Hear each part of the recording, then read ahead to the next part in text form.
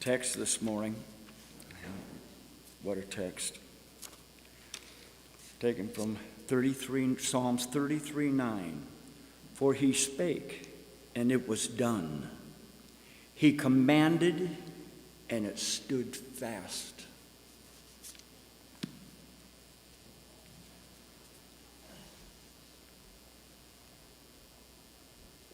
Do you have any idea how much trouble you can get in for believing that? I'm telling you, think about it for a second, the reality of it, not just the concept of it as far as like it may be a story that we say, oh yeah, we believe that, but the actual idea that when an unseen God speaks and something out of nothing appears, maybe still that you feel pretty good about that. Well then, let me tell you, there's a lot of people out there that not only disagree with you, but tell you you're an idiot for believing that. I know, because I've gotten it over and over and over and over again in the social media comments that I get when I share certain things such as this. He commanded, it stood fast. He spoke, and it was. No, that's not how it happened. It was millions and millions of years of evolution, and that's how we became who we are today. And that seems to make sense to them. You know, you probably don't know this or appreciate this in the fact that because you don't know this, I didn't know this, maybe you do, but almost everybody in the Seventh-day Adventist Church are young earth creationists. And what do I mean by that? What I mean by that is that you believe that the earth is somewhere between 6,000 to 10,000 years old, and that there was a worldwide flood some 4,500 years ago, and here we are today. And God spoke it into existence over a 24-hour period for 6 literal days. I don't know another denomination on the planet that the majority of their believers believe that. I did not know that until I started hearing, when I would go down to the Creation Evidence Museum in Glen Rose, Texas, I would bump into young earth creationists. Of course they would be attending a place like that or patronizing it or supporting it. When I would listen to them, I would start to hear things like, well, I presented at this one church, or they didn't want me to come to this one. These are all Protestant churches now, okay? They didn't want me to come, or they disagree with me in my church.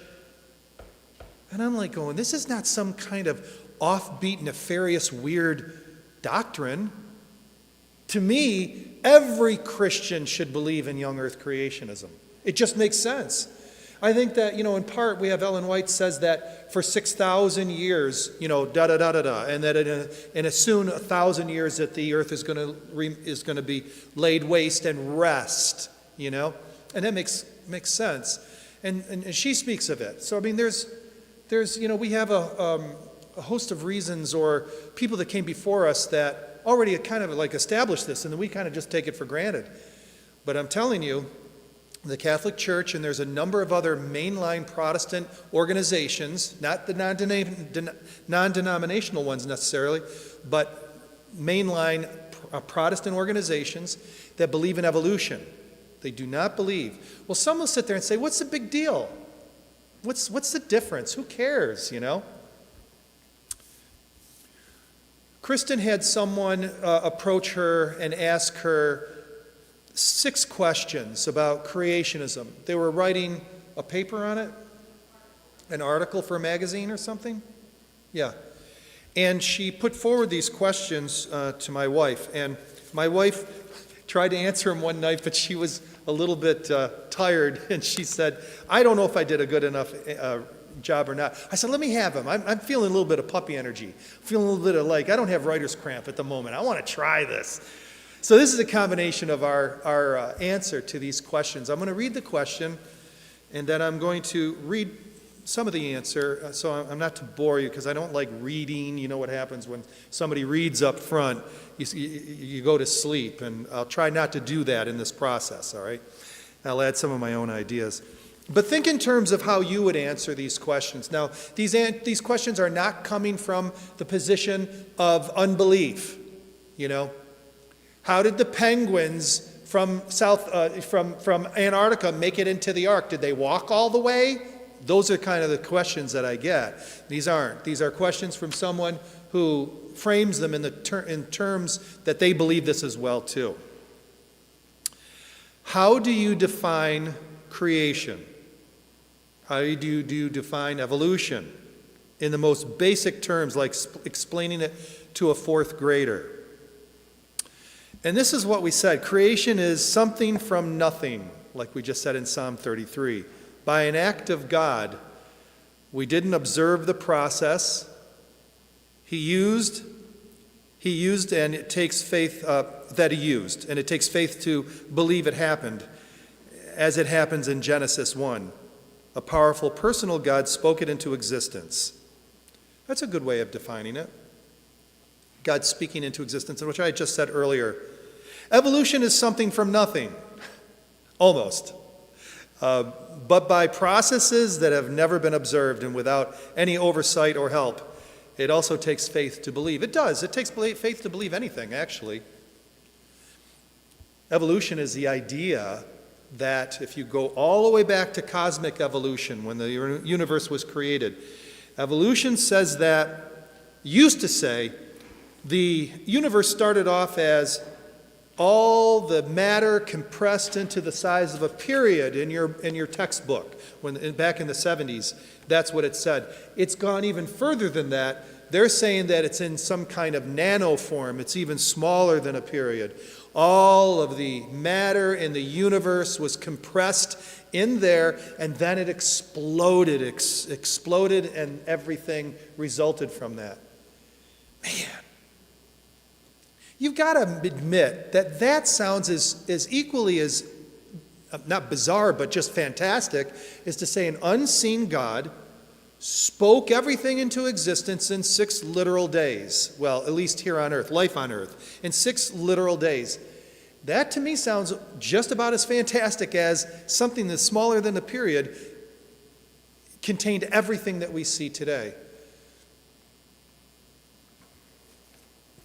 Another way to contrast these two positions of creation and evolution is it lays out human history completely differently.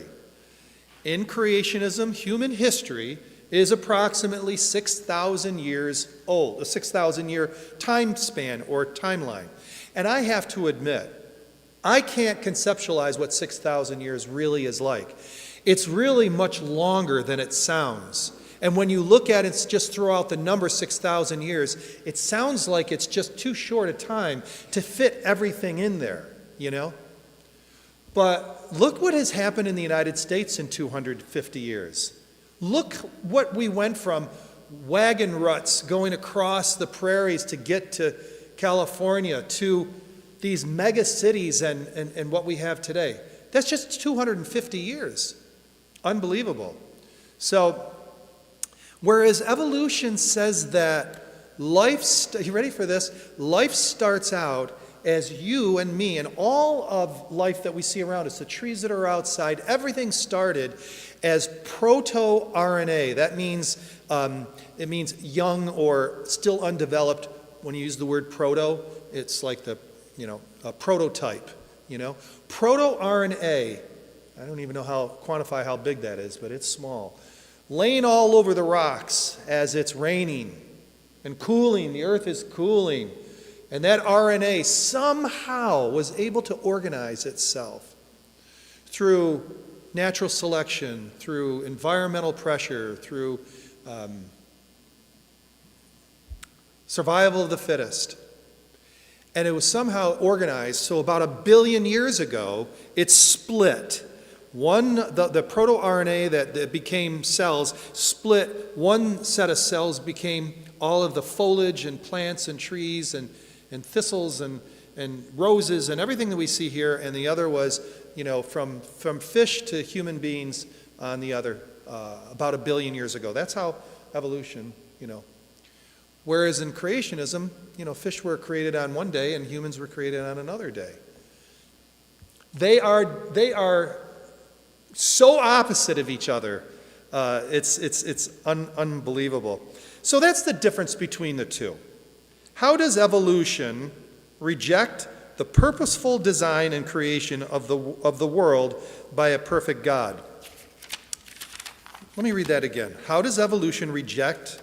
Basically, they're saying, you see design in all things. How or why is it that evolution rejects that? You know, the first thing it does is it deconstructs the timeline. That's what they went after first. This didn't happen during Darwin's time. It happened before that, shortly before that. Charles Lyell, who was Darwin's friend, was a few years older than him. And he was not the first to come up with this, but he was the first one to popularize it and build off of it. He said the earth was several million years old. Okay, he was the first one to say that academically and also in book form. And in 1830, he created the book Principles of Geography. And in that book, he put forward the idea that the timeline that we see, the geological record, life on Earth, is several million years old. In reality, he wanted to bury Moses. What does that mean? Moses was the one that wrote Genesis. He wanted to bury Moses. They all did.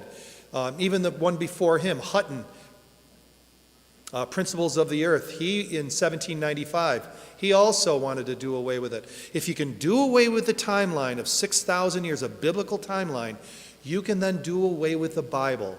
And if you do away with the Bible, then you pretty much can do whatever it is that you want, because you are your own man or woman at that point. You are your own God, so to speak. You can then make rules and believe what you want about laws and morality to whatever degree. It's all slippery, it's all relative. It does not have any moral foundation other than consensus, meaning that if enough people believe it, then it must be moral. That's how it works with that. So you first got to deconstruct the timeline. Get rid of it. And once you do, you replace it with a natural causes versus a supernatural causes. I hope this isn't all going over your head. I find this fascinating. I hope some of you do too. And so, evolution is not a logic or intelligence problem, okay? It is a heart problem, driven by powerful but sometimes deeply hidden emotions. When somebody doesn't want to see design in nature or acknowledge the existence of God, it literally causes a blindness that no amount of proof can penetrate, no matter how obvious. That is true. Do you see design in nature? No, I see randomness posing as design. Yeah, because order comes from chaos according to evolution. Order comes from chaos. But those who see design in nature, the professors are quick to say, you're going to look in biology, you're going to look through that microscope. Let's say they're doing evolutionary biology. You're going to see design in a cell. But it's not designed. But it's going to look like it. But it's not. That's what they tell you fundamentally.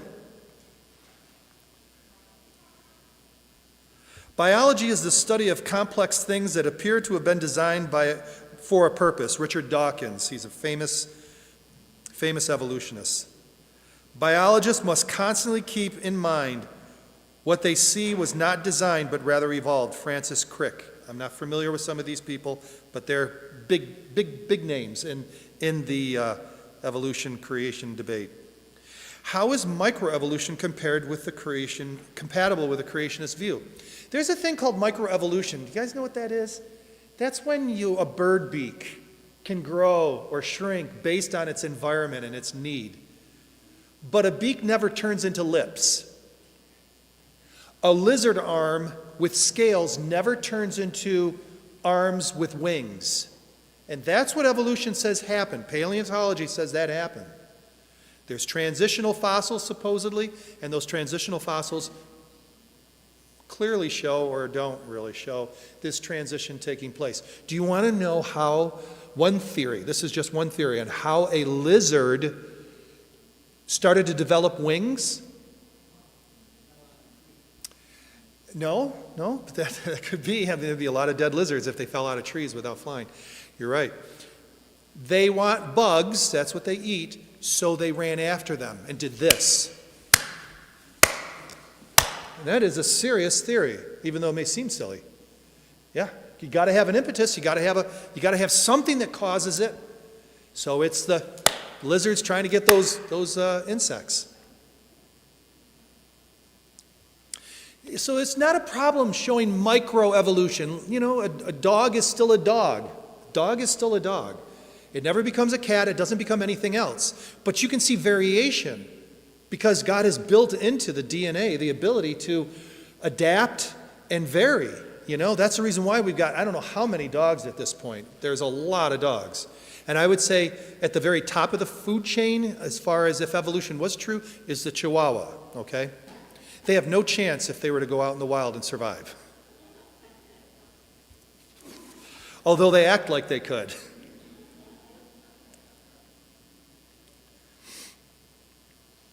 What is the number one reason you believe Christians can't accept evolution? Or evolution in the Bible, theistic evolution. There is a third position, and that is those who believe in long ages of time and evolution within the context of believing in Christianity. And it's fashionable for somebody on an intellectual level to be able to adapt that so that they can accept evolution and still maintain their faith and not look like a fool. I'll put it that just like that. Dr. Ben Carson, Seventh-day Adventist and young earth creationist, when he was on the campaign trail in 2016, you may not have caught it, but I caught it at least once, or if not twice, where he was being criticized for believing in young earth creationism.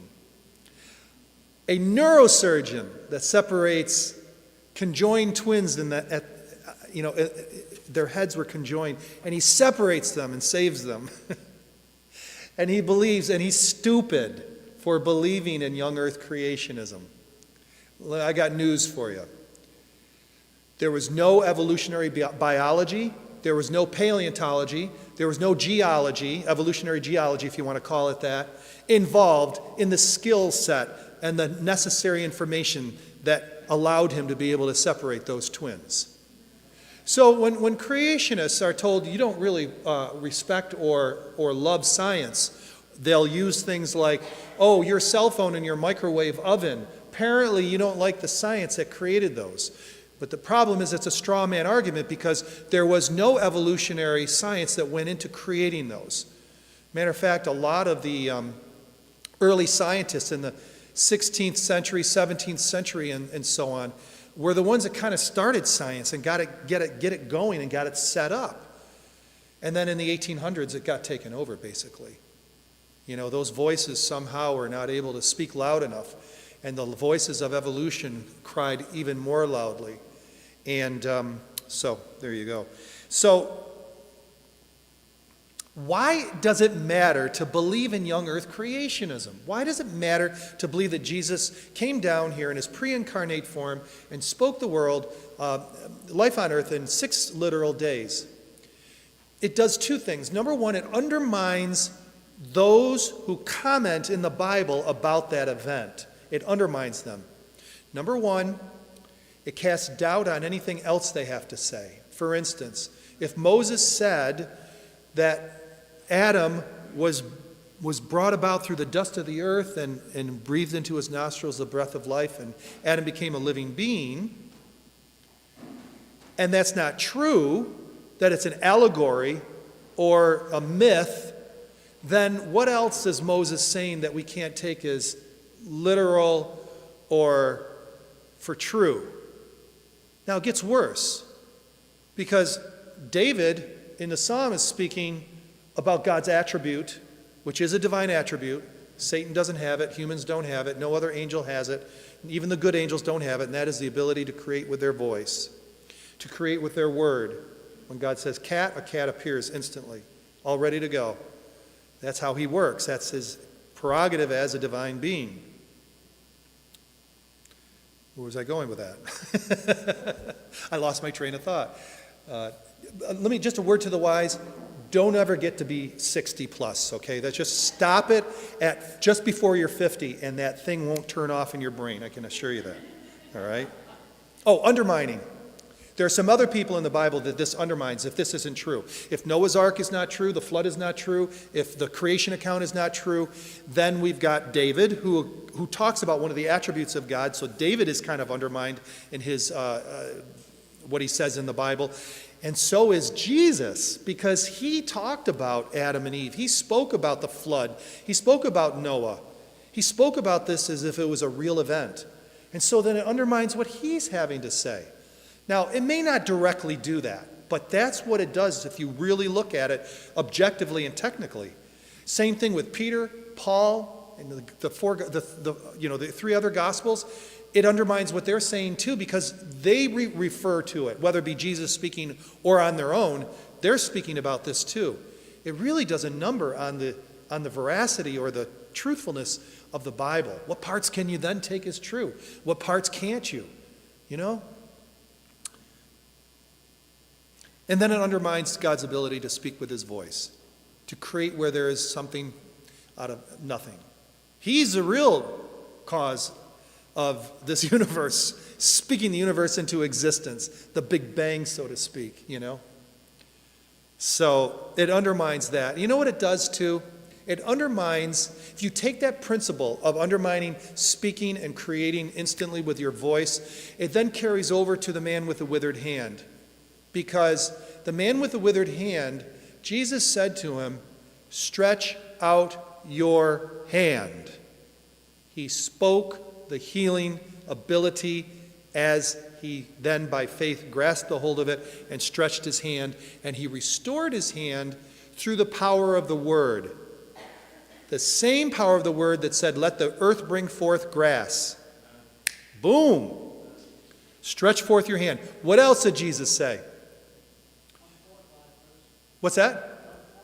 That's right. Lazarus, come forth. He spoke resurrection power to the dead to wake them up and to restore them. And remember what he said to Peter on the water? Peter, come. And then Peter got out of the boat and walked. Not until. He had to get the command in order, the building blocks of the way God works. So then, when we then visit the words, be ye perfect as my Father therefore is perfect. It undermines the ability of the gospel to perfect a human individual, even with a carnal nature. That's what it does. So, does it matter? Sure it does. Hugely.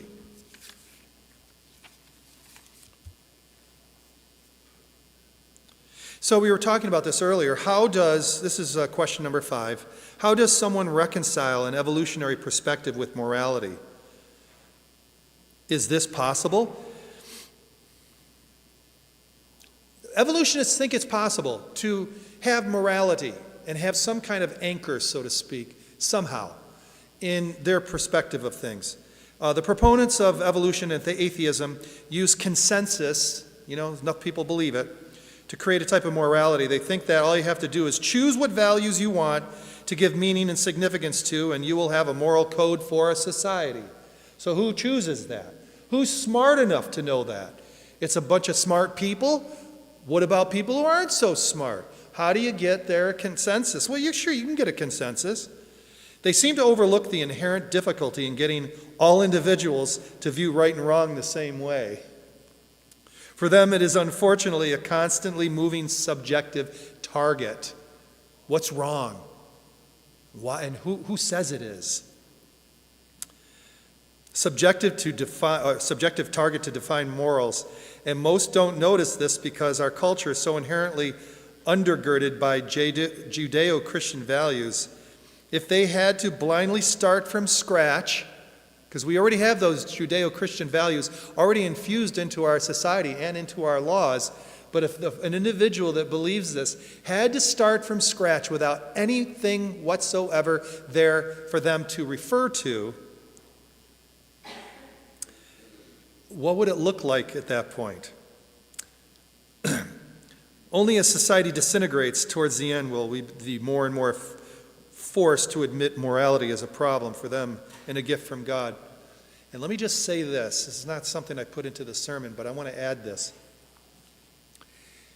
The French Revolution that took place over in France, 1793, they kicked the Catholic Church, the priests, the crosses, the statues, everything out of the country. They threw it all out. They didn't, as a lot of countries, some countries did, adapt Protestantism in the wake of that. They didn't do that. They got so sick and tired of being controlled, so sick and tired of seeing the hypocrisy of Catholicism in the priests and in the methodology of the religion. They got so just incensed by it, they wanted it all gone. They took the cathedral, the Notre Dame, and denuded it, meaning that they went in there and they took it out so it looked like just a hall with a structure. You couldn't tell that it was a Catholic church at one point. And then in 1793, during this very short transitional period of this, they decided to vote in Diana, the goddess of reason. And Diana, they wouldn't even put a statue up to Diana. You guess why? They wouldn't even make a statue of Diana. You know why? Because they were already sick and tired of all those statues in the churches, and they said those things are wrong. Get them out. They wouldn't even make a statue to Diana. Instead, they hired someone from an actress, and she would dress up in like the Statue of Liberty type gowns, and she would go about from place to place, party to party, meeting to meeting, and she would be the mascot for the goddess of reason. They threw all religion out, and they decided to use reason. Did you know that same year, you know what they set up in the square in France? Was the guillotine. And many people died at the hand of the guillotine. Do you want to know how long that society was able to exist as an atheistic, naturalistic society before they had to make changes to it? 1 year. 1 year was all it could sustain itself, and they had to make changes. And I can't give you all the ins and outs and all the reasons why, but it's a fascinating study. Keep this idea in mind when you go and if you do decide to go and read this. That's what was going on. They took out religion completely, which atheists and evolutionists would love to see happen. They can't understand why God has made it this long, 6,000 years. All the other gods have kind of like been pushed aside. Zeus and all of them, they know they don't exist.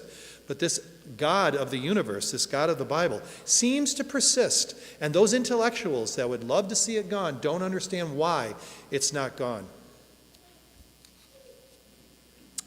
Number 6, our last question. How does creation represent God's greater purpose for us? And or how does God's plan of redemption manifest itself in creation? I think we just covered that. And that is that let me just read a couple things here. Whether you use the Bible, the fossil record, or the legends of the golden age of man from the ancient historians, you can easily see how magnificent the world was that God originally created.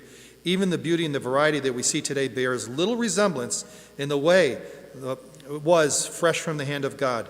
There were dragonflies from wingtip to wingtip that were 28 inches long or 20 inches wide. Club moss, which we see today as how tall today? We're 120 feet tall before the flood. One can only imagine the intelligence, strength, beauty, and height of humans. The most amazing abilities of savants and prodigies that we see today. Those people that can play the piano from, as soon as they hear something very complex, they play it immediately. Or they can do 10, 20-digit prime numbers in their head, things that will make your head swim. They can calculate as fast, if not faster, than a computer, mathematical equations. These people, when you think about collectively all the different savant capabilities, package it all into one person, and maybe this is a glimpse of what we were like before the flood. They took generational degradation of 1%. Then there's been 130 to 150 generations since Adam and Eve. Doesn't seem like there should be more, doesn't it? And they utilized the principle of 1% degradation in the genome.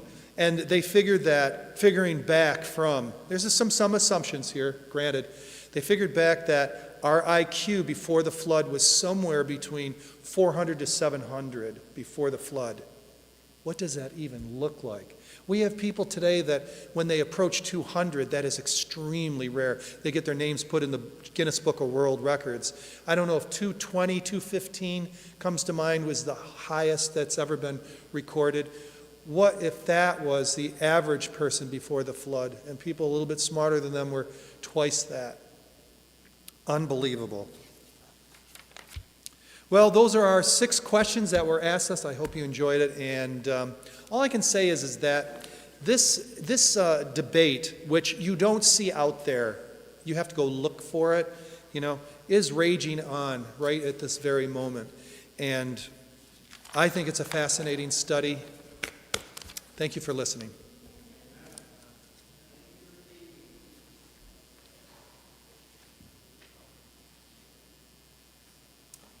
Our closing hymn is going to be presented by these 2 young folk.